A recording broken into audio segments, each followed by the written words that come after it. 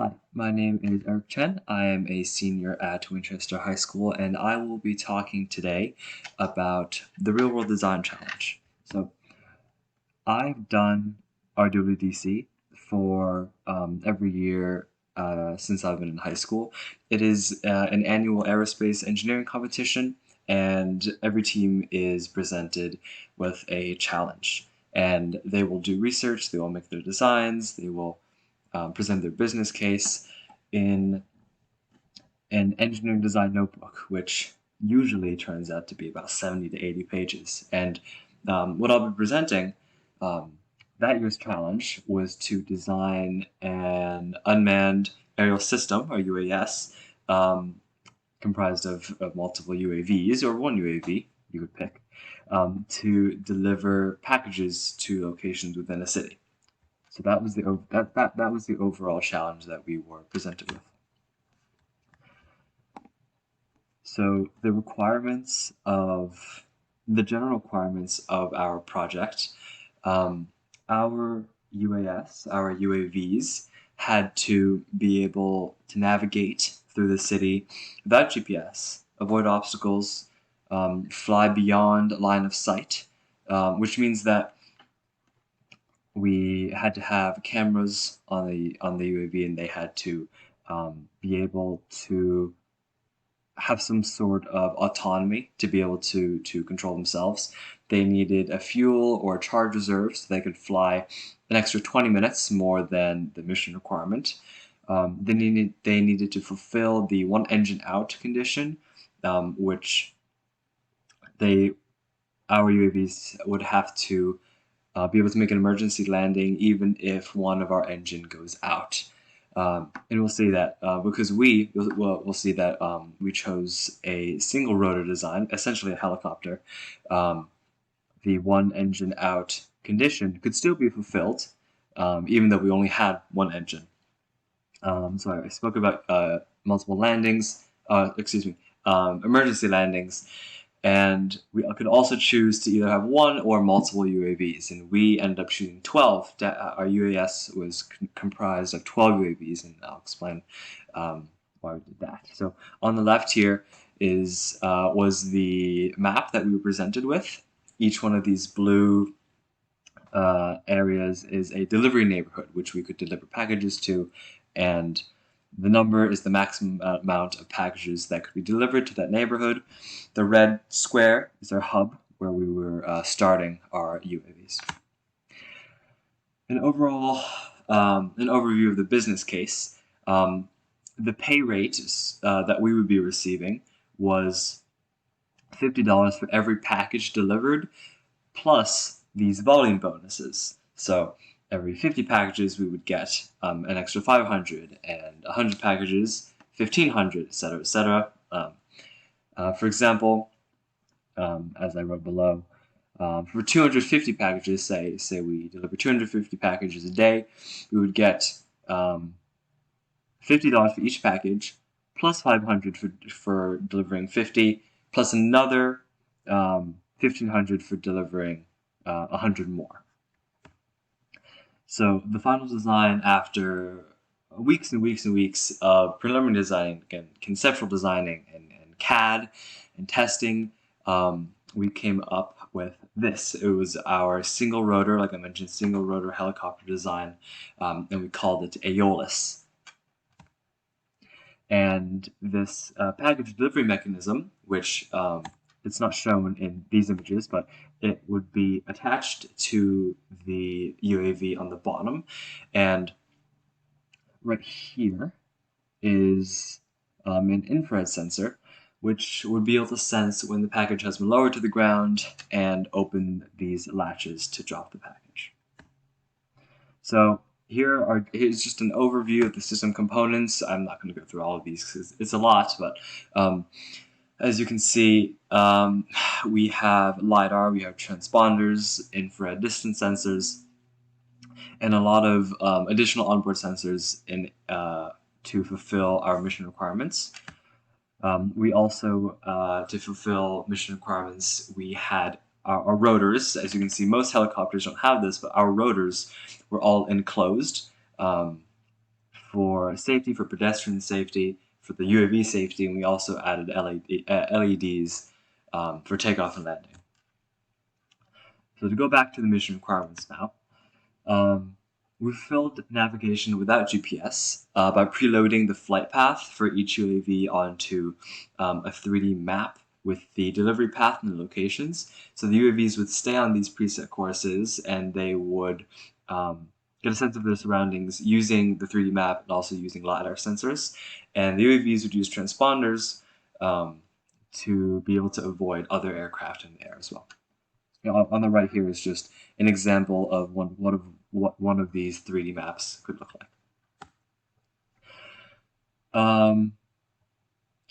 For obstacle avoidance, I made these diagrams, pretty proud of them actually.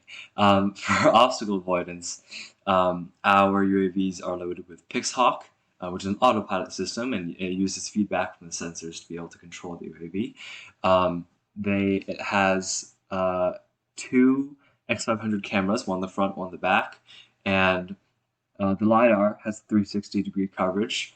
So as you can see on the right here, the camera coverage is in the front and on the back, and the LiDAR coverage is going to cover 360 degrees on the horizontal, and so essentially the entire bottom half of the UAV is going to be covered by the LiDAR.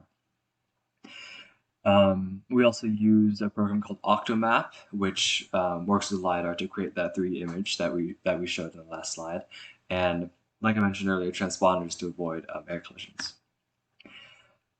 For emergency landings, the one-engine out condition, we only had one engine because it's a helicopter. So helicopters, whether it's like a helicopter you'll see in the air, like a commercial helicopter or a remote control helicopter, they can land in an emergency even without engine power by using a procedure called auto rotation, which is diagrammed here. Essentially, without going into the details, we're able to land safely even without engine power, so we can fulfill that one engine out condition. A quick overview of our concept of operations, or ConOps.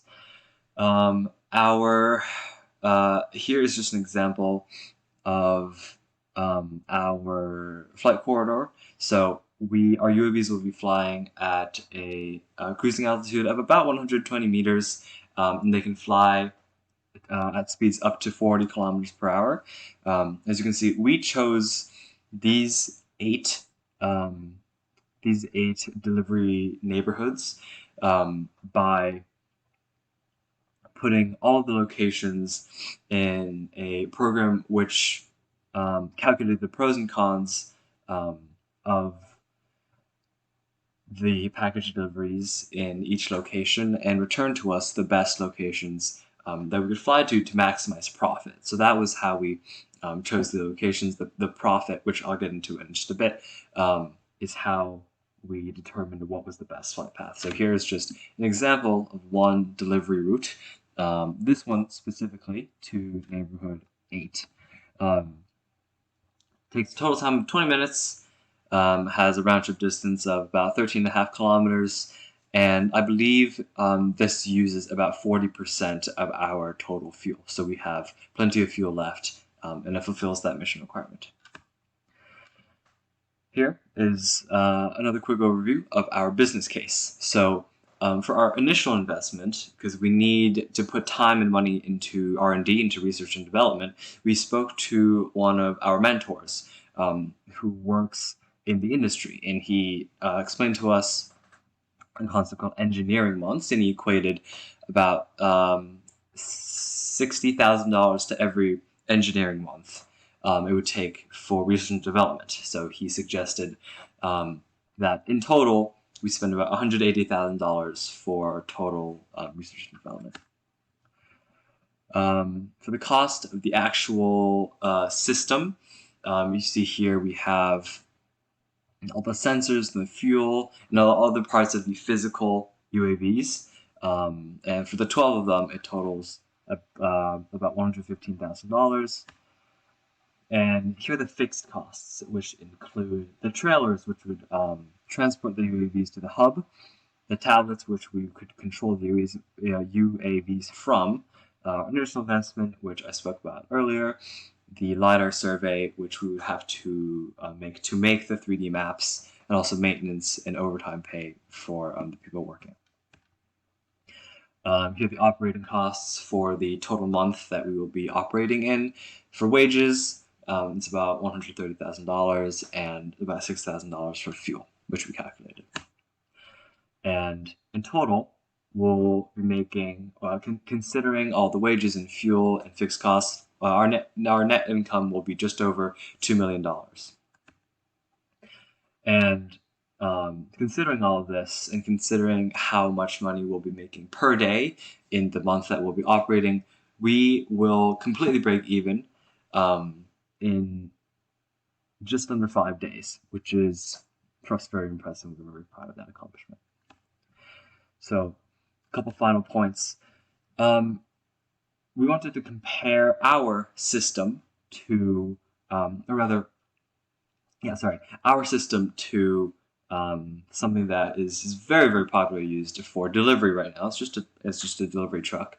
And as you can see, in all of these categories, we determined that our system has an advantage for this type of delivery, especially in an urban environment with a lot of delivery neighborhoods. So we were able to learn a lot about the UAS industry, and actually I'm about to talk about it right now. We learned a lot about integrating UASs into the national airspace system. We did some research, and we learned that it would create jobs, and it would create increased revenue and tax revenue. And in reality, right now, we're losing money that we could have made if we are integrating UASs into the national airspace system, which we are currently pushing for more UAS technology as technology advances, and we're able to do this in a much safer way. I've seen, for example, UAVs delivering first aid or other essential supplies, to areas where it would be hard to get another vehicle such as a truck. So this is very important, not only for the industry, it's just for society, and we were able to learn a lot about that. So before I wrap it up, I want to give a very big thank you to Jenna, Lucy, Vivian, Lene, Alex, and Mason, who are my teammates in this project, our coach, Ms. Grace, and our mentors, Jefferson, Arnold, Mr. Boskovic, and Mr. Casebeer. None of this could have been possible without these people. And I know that I learned a lot, and I kind of found one of my passions in life through Real World Design Challenge, and I hope that in the future, many more people can do so as well. Thank you.